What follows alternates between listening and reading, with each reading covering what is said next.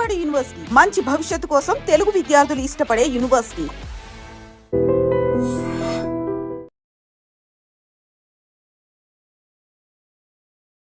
Hi, hello, నమస్తే, welcome back to dream media. ఈ రోజు మనతో ఉన్నారు విశ్వేశ్వర రెడ్డి గారు. ముఖ్యంగా యుఎస్ లో ఉన్న సిచ్యువేషన్స్ గురించి, అక్కడ అప్డేట్స్ గురించి ఒకసారి సార్ అడిగి తెలుసుకుందాం. సార్ అందరికి సుపరిచితులే, సో అక్కడ విషయాలు ఒకసారి తెలుసుకుందాం.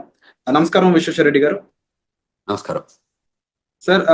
లేటెస్ట్ అమెరికన్ అప్డేట్స్ చూసుకున్నట్లయితే ఫస్ట్ థింగ్, ఎవరైతే డిపెండబుల్ వీసా మీద అక్కడ ఉంటూ ఉంటారో, ఎవరైతే గ్రీన్ కార్డ్స్ మీద వెళ్ళి అక్కడ ఉన్న వాళ్ళు స్పౌస్ అయి ఉండొచ్చు, పేరెంట్స్ అయి ఉండొచ్చు, వాళ్ళు ఎయిర్పోర్ట్స్ లో ఉన్న టైంలో సెలవులకి ఇక్కడ నుంచి వచ్చి అక్కడికి వెళ్తున్న టైంలో అయి ఉండొచ్చు, వాళ్ళ పాస్పోర్ట్స్ చేతికి ఇచ్చేయమని అక్కడ అధికారులు చెప్తున్నట్టు కొన్ని వార్తలు వస్తున్నాయి. Is it true? ఒకవేళ నిజంగా అక్కడ ఇలా ఇమ్మని అడిగినట్లయితే ఎయిర్పోర్ట్ లో ఏం చేయాలంటారు? ఎక్కడ ఎయిర్పోర్ట్ అంటున్నారు? హైదరాబాద్ ఎయిర్పోర్ట్, అమెరికన్ ఎయిర్పోర్ట్ అంటారు? అమెరికన్ ఎయిర్పోర్ట్ లో తిరిగి వెళ్ళినప్పుడు. మళ్ళీ you can rephrase the question. So ఎవరైతే డిపెండబుల్ వీసా మీద అమెరికాలో ఉంటున్నారో, గ్రీన్ కార్డ్ హోల్డర్, వాళ్ళ స్పౌస్ అయి ఉండొచ్చు, అంటే వాళ్ళ భార్య అయి ఉండొచ్చు, అంటే వాళ్ళ పేరెంట్స్ అయి ఉండొచ్చు, వాళ్ళు ఇండియాకి సెలవుల కోసం వస్తున్నా, వేరే వర్క్ మీద వస్తున్నా సరే, వాళ్ళు అక్కడ ఫ్లైట్ ఎక్కే ముందు అక్కడ ఎయిర్పోర్ట్లోకి ఎంటర్ అయినప్పుడు వాళ్ళ పాస్పోర్ట్స్ తీసుకొని వాళ్ళని హోల్డ్లో పెట్టడం, వాళ్ళకి కొన్ని ఆంక్షలు విధించడం జరుగుతున్నాయి అని చెప్పేసి వార్తలు వస్తున్నాయి. Is it true? లేదు, కరెక్ట్ కాదు. అంటే రిటర్న్ లో ఇండియాకి వస్తున్నప్పుడు కదా ఇది. ఇండియాకి వచ్చేటప్పుడు ఏం అడగరు. ఇండియాకి వచ్చేటప్పుడు అది బికాజ్ అది హోమ్ కంట్రీ డిపార్చర్ కిందకి వస్తుంది. సో ఇండియన్ పాస్పోర్ట్ హోల్డర్స్ ఇండియాకి వెళ్ళాలనుకున్నప్పుడు ఎప్పుడైనా వెళ్ళొచ్చు. అక్కడ అమెరికాకి జీరో ఆబ్జెక్షన్ ఉంటుంది. అప్పుడు ఇండియా లోపలికి రావటప్పుడు ఇండియా వెరిఫై చేసుకుంటుంది వీళ్ళకి ప్రాపర్ పాస్పోర్ట్ ఉందా లేదా, వీళ్ళకి ప్రాపర్ ఇండియాకి వచ్చే ఎలిజిబిలిటీ డాక్యుమెంట్స్ ఉన్నాయి. అంటే ఎప్పుడైనా ఇమిగ్రేషన్ లాలో ఎలా ఉంటుందంటే, ఎవరు ఏ కంట్రీకి వెళ్తున్నారో ఆ కంట్రీ డాక్యుమెంట్స్ చూస్తారు తప్ప హోమ్ కంట్రీకి, అంటే where we born, birth place లో ఉన్న మనకి ఏదైతే పాస్పోర్ట్ ఉంటుందో వాళ్ళు ఎప్పుడు కూడా హోమ్ కంట్రీ వెరిఫికేషన్ ఉండదు. ఓకే. ఇన్ కేస్ ఇండియా నుంచి అమెరికా వస్తున్నప్పుడు అమెరికాలో అక్కడ దిగుతారు కదా, అప్పుడు పరిస్థితి ఏంటి? అప్పుడు ఏంటంటే, అప్పుడు అమెరికా అంటే అసలు యాక్చువల్ గా ఇండియాలో హైదరాబాద్ లోనే ఎయిర్పోర్ట్ లో మనం టికెట్ తీసుకునే ముందు ఏం చేస్తుంటారంటే, వాళ్ళు టిపికల్ గా మనకి ఎందుకు వెళ్తున్నారు అడుగుతారు. అంటే నేను వర్క్ చేస్తున్నాను అనుకోండి, వర్క్ వీసా చూపించమంటారు. నేను ఆమె పర్మనెంట్ రెసిడెంట్ అంటే గ్రీన్ కార్డ్ చూపించమంటారు. ఆమె సిటిజన్ అంటే వాళ్ళు యుఎస్ పాస్పోర్ట్ అడుగుతారు. అంటే టిపికల్ గా మనకి బోర్డింగ్ పాస్ ఇచ్చే ముందే ఈ 3 వెరిఫికేషన్ చేసుకుంటారు వాళ్ళు. అంటే whether you are rightfully you are going to that foreign land అని వెరిఫై చేసుకున్నాకే మనకు బోర్డింగ్ పాస్లు ఇస్తారు. Otherwise they don't issue the boarding passes. అంటే ఇక్కడ ఇంకొక విషయం నేను అబ్జర్వ్ చేస్తుంది అంటే, నేను అక్కడ వచ్చిన వార్తలు చదివినప్పుడు కొన్ని వెబ్సైట్స్ లో అవి వాళ్ళ భర్తకి ఎంతకాలంగా వాళ్ళు దూరంగా ఉన్నారు, ఇమీడియట్ గా పెళ్లి అయితే ఎంతకాలం దూరం ఉన్నారు, వాళ్ళ మధ్యలో బాండింగ్ ఎలా ఉంది, ఇవి కూడా చెక్ చేస్తున్నారు అని, అవి గాసిప్స్ కింద చూడాలి లేదా ఇందులో కూడా నిజంగా ఉంది? అంటే ఇందులో 2 types of we can look at it. అంటే కేస్ టు కేస్ వ్యారీ అవుతుంది. వాళ్ళ దగ్గర ఏంటంటే, ఎప్పుడైతే పోర్ట్ ఆఫ్ ఎంట్రీలో మన దగ్గర బోర్డింగ్ పాస్ తీసుకున్నాక వాళ్ళకి ఏం చేస్తారంటే, మన ఇమిగ్రేషన్ అయ్యాక మన ఫ్లైట్ అంటే ఏ రూపకంగా వస్తుంది అమెరికాకి అనేది, whether it's coming from Dubai, Qatar, what ever country, London ఎక్కడి నుంచి వస్తుందో, వచ్చే ముందు ఏం చేస్తారంటే, వన్స్ ద పొజిషన్ క్లోజ్డ్ అయిన తర్వాత ఈ డేటా అంతా యుఎస్ పంపిస్తారు. యుఎస్ పంపించాక ఆ డేటా అంతా వాళ్ళకి బ్యాక్గ్రౌండ్ చెక్ ఎఫ్బిఐకి వెళ్ళిపోయి మళ్ళీ వీళ్ళ దగ్గరకు వస్తుంది, ఏది సిబిపి ఆఫీస్కి వస్తుంది. వచ్చిన దగ్గర వెరిఫై చేసుకుంటారు వీళ్ళు ఎక్కడి నుంచి వస్తున్నారు, వీళ్ళ బ్యాక్గ్రౌండ్ ఏంటి, వీళ్ళది ఎనీ ఇష్యూస్ ఉన్నాయా, అంటే ఇమిగ్రేషన్ ఇష్యూస్ ఉన్నాయా. In case if there is an immigration issues, వాళ్ళు ఏం చేస్తారంటే పిలిచి అక్కడ పోర్ట్ ఆఫ్ ఎంట్రీలోనే జనరల్ ఇన్స్పెక్షన్ చేయొచ్చు, రిగరస్ ఇన్స్పెక్షన్ చేయొచ్చు, సెకండరీ ఇన్స్పెక్షన్ చేయొచ్చు. సో ఈ 3 టైప్స్ ఆఫ్ ఇన్స్పెక్షన్ జరుగుతాయి. జనరల్ ఇన్స్పెక్షన్ అంటే వాళ్ళకి తెలిసిపోతుంది, అంటే గ్రీన్, ఎల్లో, రెడ్ ఛానల్ లాగా మనం ఇక్కడ పోర్ట్ ఆఫ్ ఎంట్రీలో ఉంటాయి చూడండి, అట్లా కస్టమ్స్ లలో green, red, yellow channel type. ఇది కూడా టిపికల్ గా ఎలా ఉంటుందంటే, వాళ్ళకి if they have background, very good background ఉంటే లోపలికి స్మూత్ గానే అడుగుతారు, కపుల్ ఆఫ్ క్వశ్చన్స్ అడిగి రాణిస్తారు. లేదు ఇంకా వాళ్ళకి డౌట్ ఉంటే ఒక 10 క్వశ్చన్స్ అడుగుతారు. ఇంకా బాగా డౌట్ ఉంటే ఏం చేస్తారంటే, వాళ్ళ ఫోల్డరు, ప్యాకెట్, పాస్పోర్ట్ అన్ని తీసుకొని సెకండరీ ఇన్స్పెక్షన్ అని ఒక పక్క రూమ్ తీసుకెళ్తారు.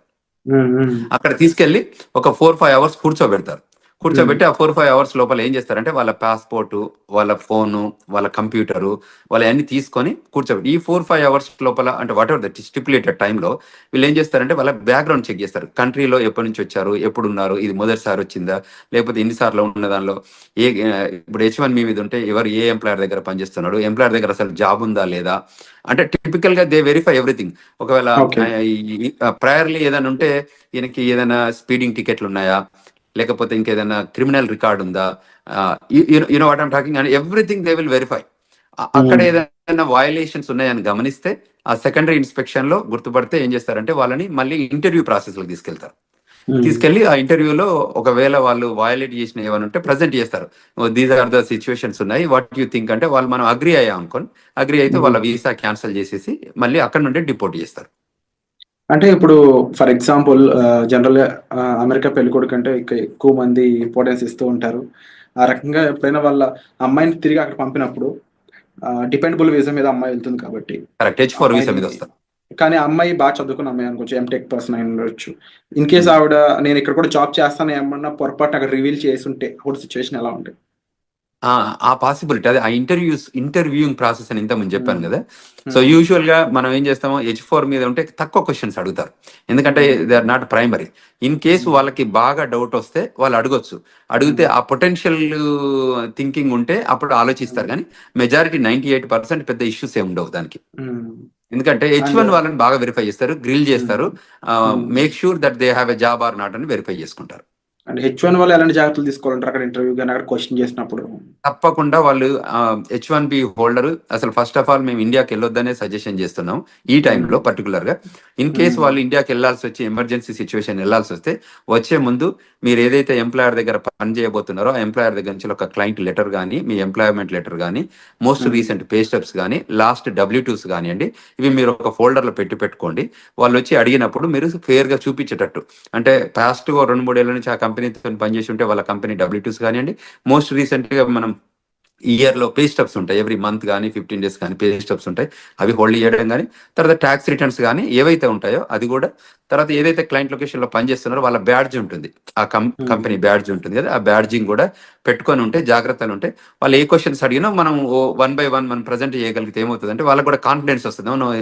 దిస్ గైజ్ వర్క్ ప్లేస్ లో ఉంది, ఈయనకి పర్మనెంట్ ఎంప్లాయ్మెంట్ ఉంది అక్కడ, సో అంచేత మనం ఆయనని వెల్కమ్ చెప్పాలి అన్నట్టు ఉంటుంది. వాళ్ళు వెరిఫై చేసుకొని అవన్నీ వ్యాలిడ్ ఉంటే తప్పకుండా వాళ్ళు వెల్కమ్ చెప్తారు, అండ్ విత్ గుడ్ మూమెంట్స్ తో వెల్కమ్ చెప్తారు. అండ్ సార్ ఎలాంటి సినారియోలో అయినా ఇన్ కేస్ అక్కడ ఆఫీసర్స్ అంటే ఇక్కడ పర్సన్ ని పాస్పోర్ట్ హ్యాండ్ ఓవర్ చేయమనే సిచ్యువేషన్ వస్తుందంటారా? ఎలాంటి సిచ్యువేషన్ లో రావచ్చు వస్తే? ఇప్పుడు సెకండరీ ఇన్స్పెక్షన్కి వెళ్ళినప్పుడు మనం తప్పకుండా పాస్పోర్ట్ హ్యాండ్ ఓవర్ చేయాల్సి వస్తుంది. ఓకే. సెకండరీ ఇప్పుడు మనం ఏదైతే ప్రైమరీ ఇన్స్పెక్షన్ అంటే ప్రతి దానికి వాళ్ళు పాస్పోర్ట్ తీసుకుంటారు, పాస్పోర్ట్ స్కాన్ చేస్తారు, వాళ్ళ దగ్గర కంప్యూటర్ ఉంటుంది కదా.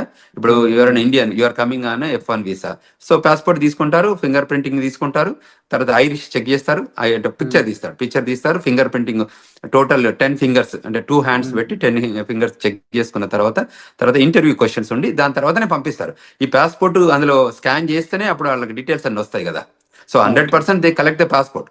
ఓన్లీ థింగ్ ఏంటంటే గ్రీన్ లాగా ఉంటే మళ్ళీ they will hand over everything, passport ఇచ్చేసి నో వెల్కమ్ టు అమెరికా అని చెప్పేసి పంపించేస్తారు. సో అది H1B ఏదంటే వాళ్ళ ఎంప్లాయ్మెంట్ ఉందా లేదా వెరిఫై చేసుకొని ఆ క్వశ్చన్స్ అడుగుతారు, ఎక్కడ పని చేస్తున్నారు, ఏంటి, ఏ జాబ్ చేస్తున్నారు, ప్రోగ్రామ్ అనలిస్టా ఏంటి అంటే డేటా అనలిస్టా, దోస్ కైండ్ ఆఫ్ క్వశ్చన్స్ అన్నట్టు. సో క్లయింట్ లొకేషన్ లో జాబ్ ఉందా వెరిఫై చేసుకొని, మీ ఎంప్లాయర్ తో టచ్ లో ఉన్నావా, అంటే దీస్ ఆర్ ద కొన్ని కామన్ మినిమం క్వశ్చన్స్ ఉంటాయి కదా. ఆ మినిమం క్వశ్చన్స్ అడిగాక మళ్ళీ దే హ్యాండ్ ఓవర్, లోపలికి వెళ్ళాక ఫస్ట్ పాస్పోర్ట్ తీసుకొని క్వశ్చన్స్ అడిగాక మళ్ళీ పాస్పోర్ట్ హ్యాండ్ ఓవర్ చేస్తారు. సో పాస్పోర్ట్ తీసుకోవడం అనేది ఒక common practice. Only American citizens అయి ఉండి వాళ్ళకి గ్లోబల్ ఎంట్రీ ఉంటే తప్ప వీళ్ళని యూజువల్ గా గ్లోబల్ ఎంట్రీ ఉన్న వాళ్ళకి ఎలా ఉంటుందంటే వాళ్ళకి ఐరిష్ తో టెస్ట్ చేస్తారు, వాళ్ళకి ఇండిపెండెంట్ గా వాళ్ళే స్కాన్ చేసుకోవచ్చు, వాళ్ళే పిక్చర్ దిగొచ్చు. ఇప్పుడు యాప్ కూడా వచ్చింది, గ్లోబల్ ఎంట్రీ యాప్. సో అందులోనే వాళ్ళు ఫోటోలు తీసుకొని సబ్మిట్ చేస్తారు, ఆఫీసర్ సిబిపి ఆఫీసర్ వెరిఫై చేసుకొని ఎవ్రీథింగ్ గుడ్ ఉందంటే వాళ్ళ ఈవెన్ పాస్పోర్ట్ కూడా అడగరు, యూ కెన్ గో అని చెప్పేస్తారు. ఎందుకంటే వాళ్ళకి బ్యాక్గ్రౌండ్ చెక్లు, వ్యాలిడేషన్ అంతా జరుగుతుంది కాబట్టి. అండ్ అలాగే ఇంకా లేటెస్ట్ అప్డేట్ ఇంకోటి చూసుకున్నట్లయితే సెంట్రల్ యూనివర్సిటీ ఆఫ్ మిచిగన్ లో ఒక చైనీస్ స్టూడెంట్ తను సోషల్ మీడియాలో కొంచెం యాక్టివ్ ఉండడం, అది కూడా అమెరికాకి ఆపోజిట్ గా తను చేసిన రెస్పాన్స్ అనేది తను డిపార్ట్ చేసే విధంగా మారింది. జస్ట్ 6 months స్టడీ లెఫ్ట్ ఉందంట తనకి. 2016లో తను వెళ్ళాడంట స్టడీస్ కోసం. అలాంటి సిచ్యువేషన్స్ లో ముఖ్యంగా సోషల్ మీడియాలో మనం అంటే రియాక్ట్ అయ్యే విధానం కానీ, ఆఖరికి ఒక పోస్ట్ యుఎస్ కి ఆపోజిట్ గా ఉండే ఒక పోస్ట్ ని మనం లైక్ చేసినా కూడా అది మన మీద కాస్త తీవ్ర ప్రభావం చూపిస్తుందని చెప్పేసి వస్తున్నాయి వార్తలు.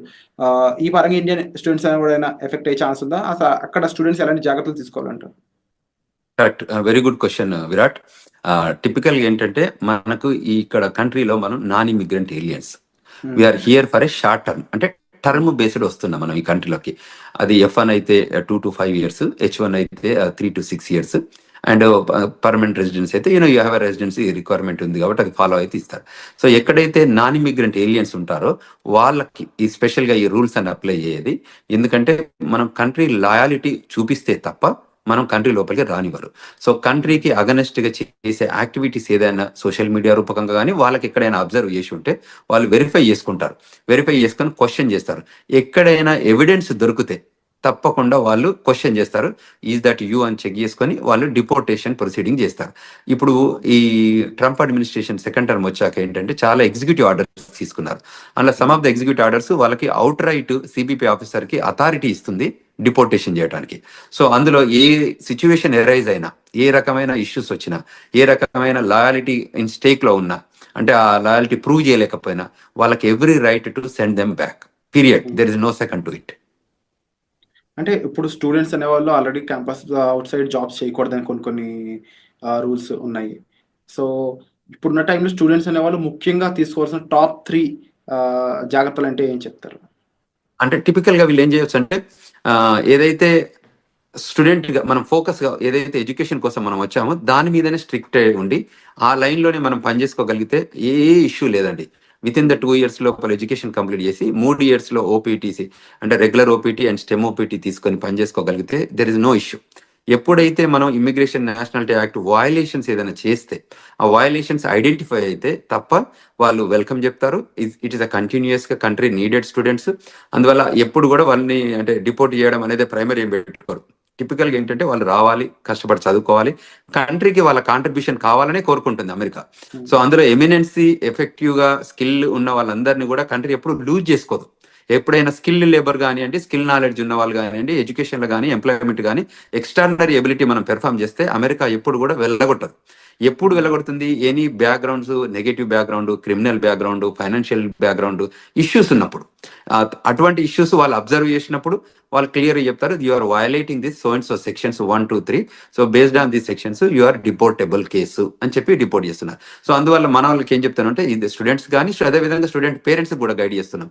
ఎందుకంటే ఇప్పుడున్న కరెంట్ జనరేషన్లో, కరెంట్ సిచ్యువేషన్లో, జనరేషన్ మీన్స్ ఏంటంటే ఇది డిజిటల్ ఏజ్ జనరేషన్. అంతకుముందు ఏంది first generation, second generation type, ఇప్పుడు డిజిటల్ ఏజ్ జనరేషన్ వచ్చింది. సో మీరు ఏది చేసినా అక్కడ ట్రాక్ అవుతుంది. సో మనం అందులో తప్పించుకోవడానికి ఛాన్స్ లేదు. కాబట్టి మనం ముందే జాగ్రత్త పడి మిస్టేక్స్ చేయకుండా ప్రాపర్ గైడెన్స్ తీసుకొని, ఇప్పుడు మాలాగా సీనియర్స్ ఉన్న వాళ్ళు కాకుండా ఇక్కడ ఏదైనా ఇమిగ్రేషన్ లా ఫార్మ్స్ ఉన్నా కూడా రైట్ఫుల్ గైడెన్స్ తీసుకొని వాళ్ళు చేసే ప్రతి యాక్షన్లో కూడా బిఫోర్ దే యాక్ట్ ఈ గైడెన్స్ తీసుకొని ముందుకెళ్ళగలిగితే that is the best option to do.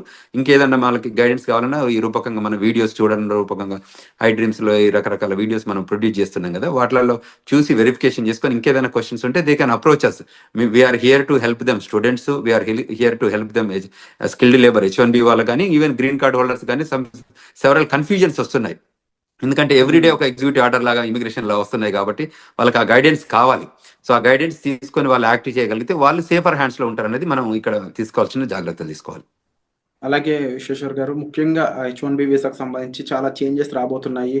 Eligibility క్రైటీరియాలో కూడా చేంజెస్ రాబోతున్నాయని తెలుస్తూ ఉంది. ఇన్కేస్ చేంజెస్ అనేవి చేసినట్లయితే ఎలాంటి విషయాల్లో చేంజెస్ చేసే అవకాశం అనేది ఉంటుందంటారు? అంటే there are number of things. America ఏం చేస్తుందంటే every time they will revive and define new things. అంటే ప్రయర్గా జరుగుతున్న ఇష్యూస్ కానీ అడ్రస్ చేసుకుంటూ వాళ్ళకి ఎవ్రీ మంత్ ఒక మీటింగ్ జరుపుకుంటారు. ఆ మంత్ మీటింగ్లో అనాలిసిస్ చేస్తారు, ఏదైనా ఇష్యూస్ ఉన్నాయా, కన్సర్న్స్ ఉన్నాయా, ఏమన్నా మన కంట్రీ ఇంపాక్ట్ ఏదైనా అవుతుందా, దీనివల్ల బెనిఫిట్ అవుందా ఈ ప్రోగ్రామ్ని ఏమైనా చేంజ్ చేయాలా. అంటే ఇది డిపార్ట్మెంట్ ఆఫ్ లేబర్ ప్రోగ్రామే కానివ్వండి, ఇది డిపార్ట్మెంట్ ఆఫ్ స్టేట్ ప్రోగ్రామ్ కానివ్వండి, ఇది USCIS ప్రోగ్రామ్ కానీ, ఏ ప్రోగ్రామ్స్ అయినా కూడా వాళ్ళు డిఫైన్ చేసుకుంటారు. అది ఎడ్యుకేషన్, డిపార్ట్మెంట్ ఆఫ్ ఎడ్యుకేషన్ అంటే గవర్నమెంట్లో ఏ ప్రోగ్రామ్ ఉన్నా కూడా ఆ ప్రోగ్రామ్ మీద అనాలిసిస్ చేసుకుంటారు. ఇది కంట్రీ ఇంట్రెస్ట్లో పనిచేస్తుందా, కంట్రీకి ఏమైనా బెనిఫిట్ అవుతుందా, how we can redefine and the best process and best possible opportunity to grow this country అని చూస్తారు. అందులో ఏమన్నా మనకి కన్సర్న్స్ ఉన్నాయనుకుంటే వాటిని కరెక్ట్ చేస్తారు. ఆ కన్సర్న్ కరెక్ట్ చేసే ప్రాసెస్లోనే వాళ్ళు ఈ చేంజెస్ తీసుకొస్తారు. అందులో ఇప్పుడు ఎంప్లాయ్మెంట్ ఇష్యూస్ ఉన్నాయనుకోండి, ఆ ఎంప్లాయ్మెంట్ దానిలో చేంజ్ చేస్తారు, ఓపీటీలో చేంజ్ చేస్తారు. ఒకప్పుడు వాళ్ళకి లేని ఓపీటీ క్రియేట్ చేశారు, ఓపీటీ తర్వాత 36 months ఇచ్చారు. సో అమెరికా ఇప్పుడు ఏంటంటే వాళ్ళకి స్కిల్డ్ లేబర్ కావాలి.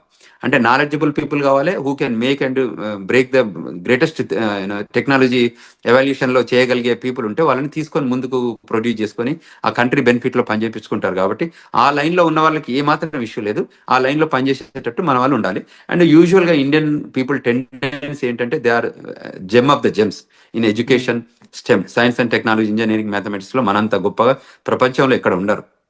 సో ఆ స్కిల్ ని మనం ప్రాపర్ గా ఎగ్జిబిట్ చేయగలిగితే, ఆఫీసర్ ముందు కానివ్వండి, ఇంటర్వ్యూవర్ ముందు కానివ్వండి, గవర్నమెంట్ ముందు కానీ చేయగలిగితే మనకు ఇట్స్ రెడ్ కార్పెట్ వెల్కమ్ ఉంటుంది. అది గుర్తించితే మనం తప్పకుండా ముందుకు ఎదగడానికి ఆస్కారం ఉంటుంది.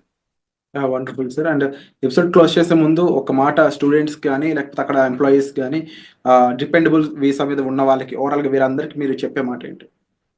ఏదైనా ఇప్పుడున్న కొత్త ట్రెండ్స్ మనకి ఎవ్రీ టైం జరుగుతున్నాయి కాబట్టి ఏంటంటే న్యూ ఎగ్జిక్యూటివ్ ఆర్డర్స్ వస్తున్నాయి కాబట్టి, ఇప్పటికే వచ్చినాయి కాకుండా ఫ్యూచర్ కూడా రాబోతున్నాయి కాబట్టి, సో మీరు వెల్ ఇన్ఫార్మ్డ్గా ఉండాలి, అందరితో కనెక్ట్ ఉండాలి.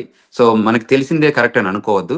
సో తప్పకుండా you take good guidance from non profit organizations కానీ మమ్మల్ని అప్రోచ్ అయితే మేము వీఆర్ దేర్. మేము చెప్తున్నాం గ్లోబల్ తెలంగాణ ద్వారా కూడా వాళ్ళకి ఈమెయిల్ రూపకంగా కానీ ఫోన్ రూపకంగా కానీ మేము ఫోన్ నెంబర్స్ కూడా ఇచ్చాము.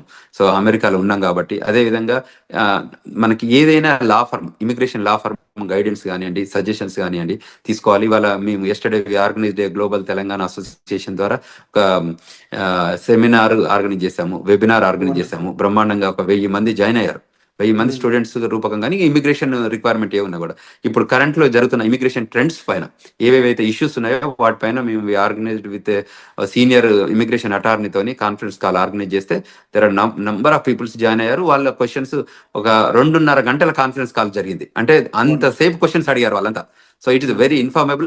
అట్లా ముందుకు వచ్చి తెలుసుకోగలిగితే that is the greatest thing. So మేము అదే చెప్తున్నాం. అది F1 కానివ్వండి, H1 కానివ్వండి, గ్రీన్ కార్డ్ హోల్డర్స్ కానివ్వండి, ఈవెన్ సిటిజన్స్ కానివ్వండి, ఈ కంట్రీ రిక్వైర్మెంట్స్ ఏమున్నాయి, ఇప్పుడు సిటిజన్షిప్ అయినా కూడా గ్రీన్ కార్డ్ అయినా కూడా మనం ఈ AR11 అప్డేట్ చేస్తున్నామా, మనం F1 H1 వాళ్ళు కూడా AR11 అంటే స్టేటస్ మనకి అడ్రస్ అప్డేట్ చేస్తున్నామా, లేకపోతే రిజిస్ట్రేషన్ రిక్వైర్మెంట్స్ అప్డేట్ చేస్తున్నామా. మనం ఈ కంట్రీలోకి వచ్చాం కాబట్టి మనం ఈ కంట్రీ నామ్స్ అంటే లా ఆఫ్ ద ల్యాండ్ ఎలా ఇమిగ్రేషన్స్ ఉన్నాయో, ఇమిగ్రేషన్ నేషనల్ యాక్ట్ రూల్స్ ఏది ఉన్నాయో మనకు తెలిస్తే ఫాలో అయిదాం, తెలియకపోతే తెలుసుకొని ఫాలో అయిదాం. Bottom line we need to follow the rules. So if you follow the rules there is no issue. This country is the best country to live and this the best country to welcoming. And the country people కూడా చాలా బాగుంటారు. మనం కూడా grow కావడానికి opportunity ఉంటుంది. మన పిల్లలకు కూడా చాలా కంఫర్టబుల్గా సెటిల్ అవుతారు. సో అక్కడ ఉన్న చదువుకున్న స్టూడెంట్స్ అయి ఉండొచ్చు, వర్క్ చేసే వాళ్ళు అయి ఉండొచ్చు, ఎవరు కూడా ఇన్సెక్యూరిటీస్ ఏం పెట్టుకోకుండా ప్రాపర్గా ప్రొఫెషనల్స్ని కలిసి మీ డౌట్స్ అనేవి సాల్వ్ చేసుకోగలిగినట్లయితే మీరు ఒక సేఫ్ అండ్ సెక్యూర్ లైఫ్ అక్కడ లీవ్ చేయొచ్చండి. దాంతోపాటుగా అంతగా మిమ్మల్ని ఇబ్బంది పెట్టే విషయం అయితే మాత్రం తప్పకుండా ఇమీడియట్లీ మీరు ఒక ప్రొఫెషనల్ కానీ ఎంబసీ సైడ్ పీపుల్ కానీ లేకపోతే ఒక లా ఫీమ్ సంబంధించిన పర్సన్స్ అయి ఉండొచ్చు, లేకపోతే మన విశ్వేశ్వరరావు గారు లాంటి ప్రొఫెషనల్స్ మీరు కలిసినట్లయితే కాస్త జాగ్రత్తలతో పాటుగా మీకు కాస్త గైడెన్స్ ఇచ్చే ఛాన్సెస్ అనేవి దొరుకుతాయి. సో తప్పకుండా మీరు తీసుకునే ఇనిషియేషన్స్ అనేవి చాలా గ్రేట్ విశ్వేశ్వర్ గారు. తప్పకుండా మీరు కండక్ట్ చేసే వెబినార్స్ అయి ఉండొచ్చు, లేకపోతే ఇలా ఇంటర్వ్యూస్ రూపంలో అయి ఉండొచ్చు, చాలా ఇన్ఫర్మేషన్ని చాలా మందికి అందిస్తూ ఉన్నారు. So we're thankful and thank you so much for great information. మరిన్ని అప్డేట్స్ పై త్వరలోనే మరొక ఇంటర్వ్యూతో మీ ముందుకు వస్తాం. Thank you so much.